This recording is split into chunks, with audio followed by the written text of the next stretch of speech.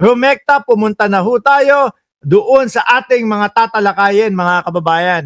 Unahin po natin, wala pong iba, kundi yung bakla. Kayo naman kasi, comment kayo ng comment dyan. Unahin po natin, mga kababayan, wala pong iba, kundi si Herminio Harry Roque. Mga bossing, mukhang nagpapakalat ng fake news si Herminio Harry Roque. Meron pa bang bago dyan? Lagi namang ganyan yan, no? Pero baka ho makapambiktima. Baka po makapandali doon sa ating mga kababayan. Kaya po eto, pansinin ho natin. Ngayon no, mga bossing, kasi 'di ba, kung maalala nyo, may interview si Inday Sara Duterte at ang ine-ebas ho, mga kababayan, ay ano daw? Madali namang magpadala ng eroplano. Nung panahon ng kanyang tatay, nagpadala daw ho sila ng eroplano, mga bossing. Di ba?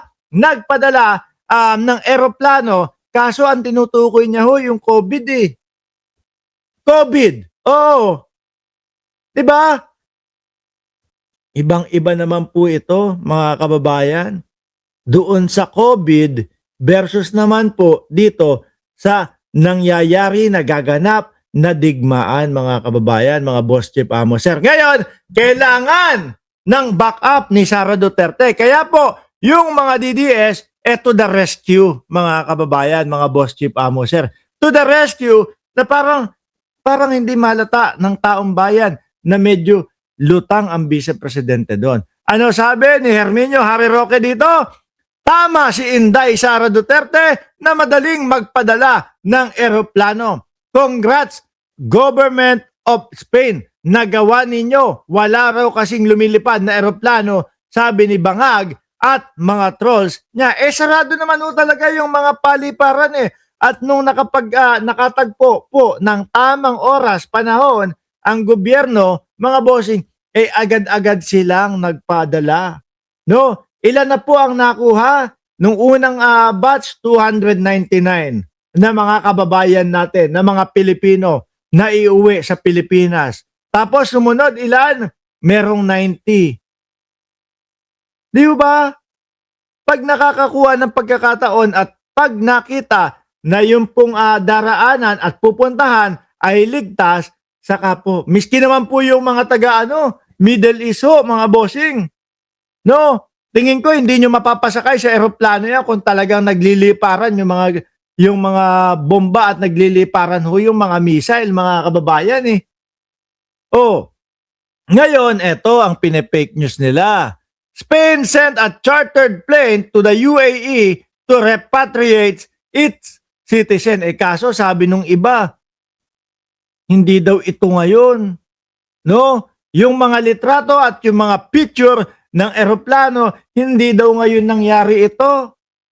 Kumbaga, pine-fake news nila yung mga nangyari dati, tapos pagmumukain to na ngayon, mga kababayan, nangyayari. Sabi ni BG Badiola, iba ang sitwasyon noong COVID days kesa ngayon na may gera. Bopols talaga yan. Hindi nag-iisip. Ngayon, tinignan ho, mga kababayan.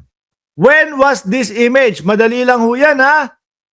Madali lang po. Kung meron kayong aplikasyon o application ng Gemini, mga bossing, sa inyong cellphone, Gemini. Yun yung ginagamit ko. Yun yung tinuro sa akin ng Team MR eh. No? Para ma-check lahat at para makapag-AI. Spain sent chartered plane to the UAE to repatriate its citizen. When was this image took? No? Ang sabi ng AI, mga bossing, the image itself doesn't contain a visible timestamp and its metadata doesn't include a date either.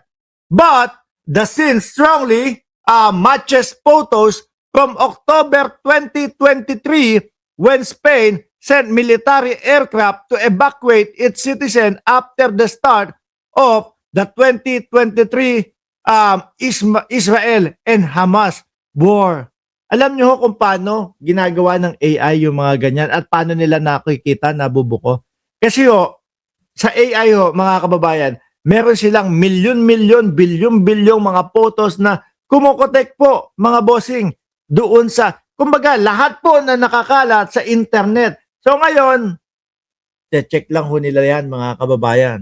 No? Mabilisan po, no? Mabilisan at doon malalaman na nila, o etong litrato na ito, yan, kagaya niyan, eroplano at merong mga, anong bansa ulit sila? O mga Espanyol, kukonek. Eto, nakita ng AI na itong litrato na ito ay tumugma, kumunik doon sa litrato mismo kung kailan naganap ito ng 2023. Ganun lang ho kadali yan mga bossing.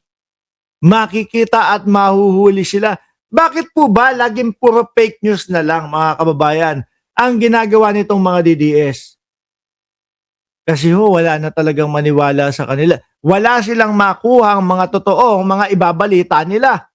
Wala silang mga makuha na magandang maibabalita para doon sa mga ipinagtatanggol nila. Kaya po ang gagawin, mag-fake news na lang tayo para meron tayong maibalitang mas maganda. No? Para doon. Miski ho dati, ganun din ang ginagawa nila mga kababayan. Sabi dito, why this likely dates to October 2023?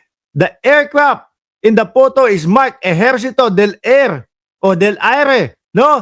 The Spanish Air Force, Spanish and the Space Force. Spain used military Airbus A330 plane during October 9 to 11 to evacuate Spanish citizen from Israel. The interior photo, people sitting in military transport seat with the Air Force logo match those evacuation flight. Huli na naman ho, mga bossing. Kasi naman alam nyo ho, mga DDS, para hindi kayo umaabot sa punto na magpe-fake news at kailangan pa i-regain yung tiwala ng taong bayan sa vice-presidente, pagbisayain nyo na lang yung vice-presidente. Kasi yan yung unang nila, yung unang salita nila.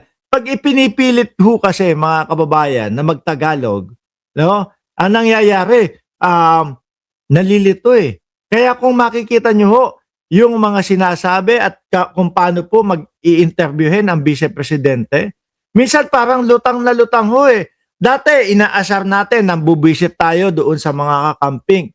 Leni Robredo, lutang. Ganun pa tayo di ba?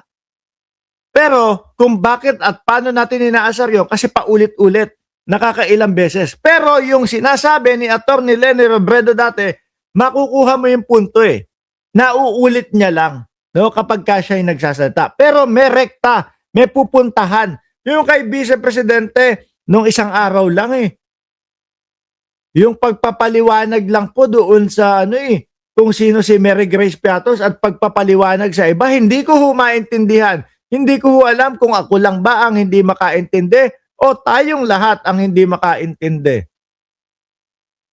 Ang hirap pong intindihin ho talaga mga boss chief amo sir.